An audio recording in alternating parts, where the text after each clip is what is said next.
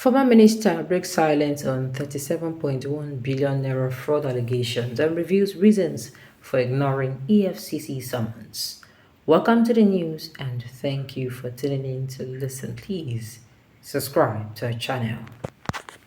Citing health issues, the former Minister of Humanitarian Affairs, Disaster Management and Social Development, Sadiya Umar Farouk, has officially communicated with the Economic and Financial Crimes Commission (EFCC) requesting an extension for the deadline to meet with EFCC interrogators regarding an ongoing probe into the alleged laundering of 37 billion naira. 37 billion 170 million 855,753.44 billion during her tenure. The funds were purportedly channeled through a contractor named James Okwete. Previously reported exclusively by the Buhari'S, by the Bush radiologist, Omar Farouk faced the threat of arrest by EFCC operators for a failure to appear before interrogators at the EFCC headquarters on the specified date.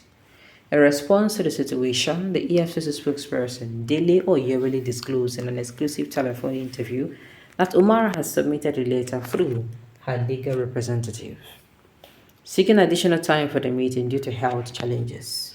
Oyewole stated, the former humanitarian minister did not appear before the commission yesterday, but she sent in a letter pleading for more time and also explaining that she has some health challenges and that was why she couldn't honor the invitation.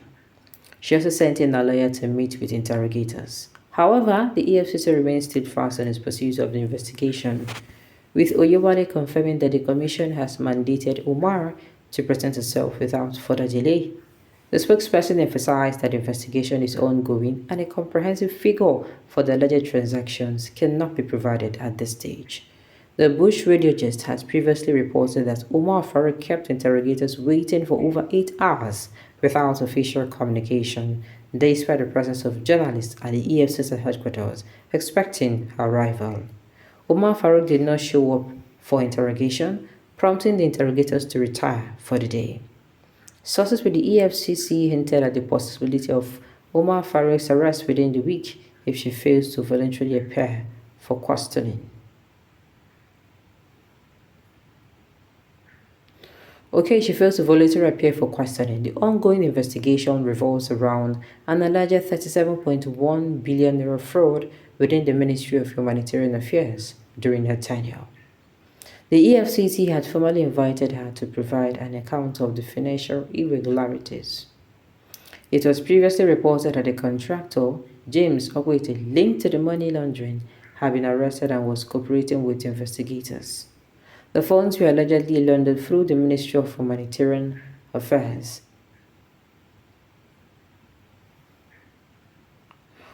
It was previously reported that the contractor, James Okwete, linked to the money laundering, had been arrested and was cooperating with investigators.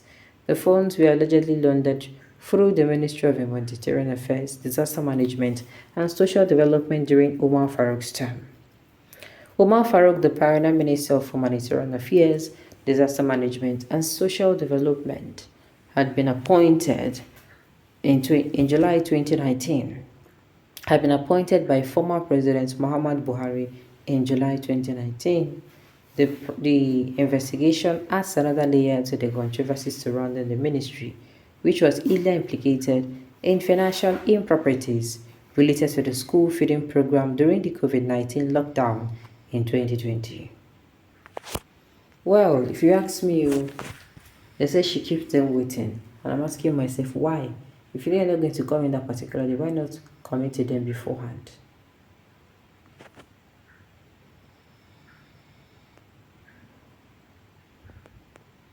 Alright, she and her master Buhari must not be left out with health challenges forever. They must say she is sick. She only develop health challenges when they are caught stealing, but when in office, they can never be sick. Don't mind these people. There is no health challenges. It is time for her to do some inner-door settlement, but EFCC should not waste time to arrest her immediately. What surprised me then was when she mentioned that Nigerians got vivid COVID-19 money How come she dared utter that when all of us were not ignorant of the government? She's not sick. She must vomit and power money. Only. Remember, you people, we are not talking to goods. Listening to Nigeria is giving me a headache. I did tell you. Only say you listen to news in Nigeria, go to give you headache, fever. For a long time ago, I don't like listening to this nonsense game you people are playing with our resources money. Okay, this nonsense game you people are playing with our resources money. Sick, only buying time, she will vomit empower money. Another destiny in the making. But by the way, if I may ask, when we as a nation going to stop all the seek and hide games? Nigeria is the only place in the world where a snake will swallow billions of money and nothing will happen to the snake. Nigeria is the only place on planet Earth where school children are being fed. Then the whole world was on lockdown during the COVID-19. Nigeria is one of the richest nations on the planet Earth, but the poorest because of the clueless leaders. Madam, I wish you quick recovery so that you can come and explain why you resorted to paying half of what you expected to pay the beneficiary of school feeding program. I do not trust you with your hijab. Okay. So the huge money we have been reading about does not even prevent sickness, as the former minister cited health reason. So why is this money? So this money cannot equally prevent, not to talk of heaven. Then why then is man so stupid upset that he will forget any consequences to get money at all means? My dear, that is a question that you have to ask them one after the other. Please, our law should be amended. Why is that any serving high government key holder always give an excuse of sicknesses when they are to answer EFCC, but when they are in off doing wrongdoings, they are healthy? Whosoever they may be, dragging the person to EFCC. What do you expect when the secret of what they did is unexpectedly exposed? It must give them headache now. Don't worry. Let's give her 2 days to recover, if at all one is accused of wrongdoing and is sure she didn't do it. Then no headache can stop her from coming out to defend herself. And that is true. If they call you or tell you, say you do this, you do that, and you did not do so, I don't see why there should be a problem. No wonder empower beneficiaries always complain about their stipend not being paid. You go here and will call Alison Dezani Madueke and ask her for experience of being a fraudster and looter. She fed school children for months during COVID-19 when they were at home. I, Steve, Kondo wonder. Now home service be that. Now what do you mean? Very wicked woman will lie. She chopped empower money joint. She spent it during her husband governorship campaign in Bauchi. Look with the watch now. Let us give her the opportunity to speak.